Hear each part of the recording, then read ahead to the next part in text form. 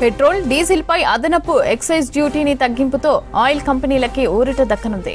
కేంద్రం excise డ్యూటీని తగ్గింపుతో petrol diesel రేట్లు తగ్గవు.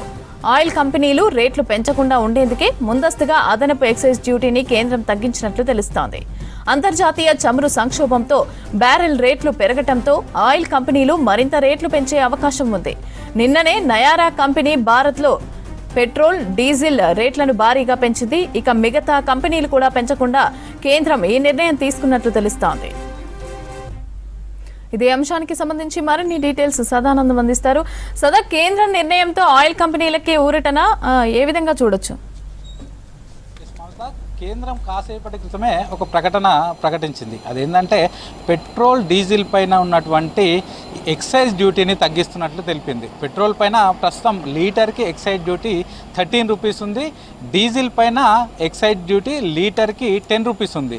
So diesel పైన పూర్తిగా మొత్తం తగ్గించి 0 చేసింది. పెట్రోల్ పైన 13 రూపీస్ ఉంటే దానిలో 10 రూపీస్ తగ్గించి 3 రూపీస్కి చేసింది. అంటే అంటే పెట్రోల్ పైన 10 రూపాయలు, డీజిల్ పైన 10 రూపాయలు ఎక్సైజ్ డ్యూటీని తీసివేస్తూ కేంద్రం ప్రకటించింది. సో ఈ ప్రకటన విన్న వెంటనే, ఈ న్యూస్ చూసిన వెంటనే సో దేశవ్యాప్తంగా పబ్లిక్ అంతా మనకు 10 రూపాయలు పెట్రోల్ రేటు కానీ డీజిల్ రేటు కానీ మనకు 10 రూపాయలు తగ్గుతుందేమన్న ఆశాభావంలో ఉన్నారు. కానీ కేంద్రం ప్రకటించిన పబ్లిక్కి మాత్రం, ఎండ్ యూజర్కి మాత్రం ఇది పడట్లేదు. సో ఇది కేవలం ఆయిల్ కంపెనీలకు మాత్రమే ఈ ఎక్సైజ్ డ్యూటీ తగ్గింపు అనేది వర్తిస్తుంది, మన వరకు రాదు. ఎందుకంటే సో ఈ యుద్ధం వల్ల, పశ్చిమాసియాలో జరుగుతున్నటువంటి యుద్ధం వల్ల ఆయిల్ కంపెనీలు నష్టాల్లో ఉన్నాయి.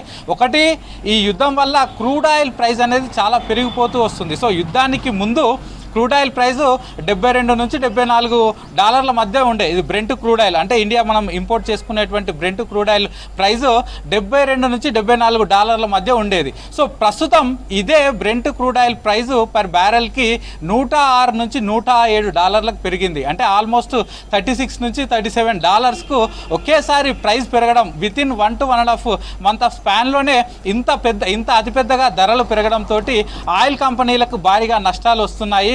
అలాగే దీంతో పాటు ఇంపోర్ట్ కూడా చాలా కష్టతరం అవుతుంది. సో మనకు almost 60% of the Brent crude oil ఈ స్ట్రేట్ ఆఫ్ హార్మూజ్ నుంచే మనకు ఇంపోర్ట్ అవుతుంది ఇండియాకి మొత్తానికి.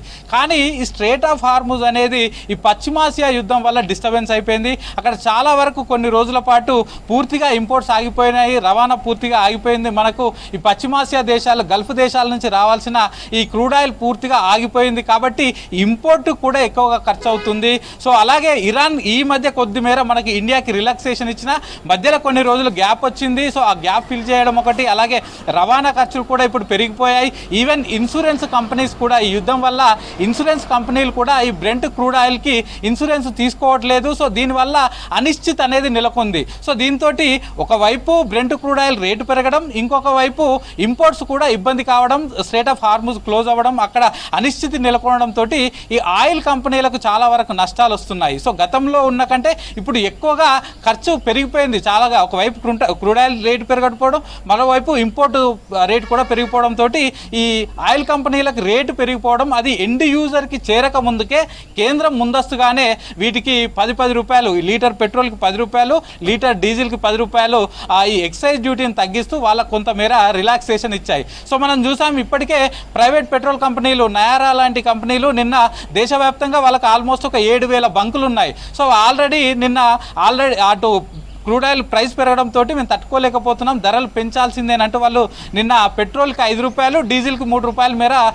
దేశవ్యాప్తంగా పెంచారు. సో వాళ్ళకు ఉన్నటువంటి 7,000 బంకుల్లో ప్రస్తుతం ఉన్న రేటుకు నిన్నటి నుంచి పెట్రోల్ పైన 5 రూపాయలు ఎక్స్ట్రా, డీజిల్ పైన 3 రూపాయలు ఎక్స్ట్రా తీసుకుంటున్నారు. సో అదే సిచ్యువేషన్ ఈ ప్రభుత్వ రంగ సంస్థలు, ఆయిల్ కంపెనీస్ ఏవైతే ఉన్నాయో, హెచ్పిసిఎల్ కానీ, హిందుస్థాన్ పెట్రోలియం కానీ, భారత్ పెట్రోలియం కానీ, ఇండియన్ ఆయిల్ కానీ, ఈ 3 సంస్థల మీద పడక ముందుకే ఇవి ఎండ్ యూజర్ అయినటువంటి పబ్లిక్ పైన ఈ ఏదైతే ఖర్చులు ఉన్నాయో, ఈ పెరిగిన ఖర్చులు పెంచక ముందుకే కేంద్ర ప్రభుత్వం జోక్యం చేసుకొని ఆయా కంపెనీలకు లబ్ధి చేకూరేలా, కొంచెమేర రిలాక్సేషన్ ఇచ్చేలాగా ఈ పెట్రోల్ పైన ఉన్నటువంటి 13 రూపాయల ఎక్సైజ్ డ్యూటీని 10 రూపాయలకు తగ్గించింది, డీజిల్ పైన ఉన్నటువంటి 10 రూపాయల ఎక్సైజ్ డ్యూటీని 0 చేసింది. సో మొత్తానికి కేంద్రం ప్రకటించిన ఈ ప్రకటన వల్ల కేవలం ఈ ఆయిల్ ప్రభుత్వ రంగ ఆయిల్ సంస్థలకు లాభం తప్ప ఎండ్ యూజర్కి అయితే వచ్చే లాభం లేదు. యాజ్ యూజువల్గా ఇన్ని రోజుల పాటు మన పెట్రోల్ అండ్ డీజిల్ రేట్ ఎలాగే ఉందో ఈ రోజు కూడా అలాగే ఉంటుంది. మనకైతే ఎలాంటి తగ్గింపు ఉండదని మాత్రం గుర్తుపెట్టుకోవాలి మమత.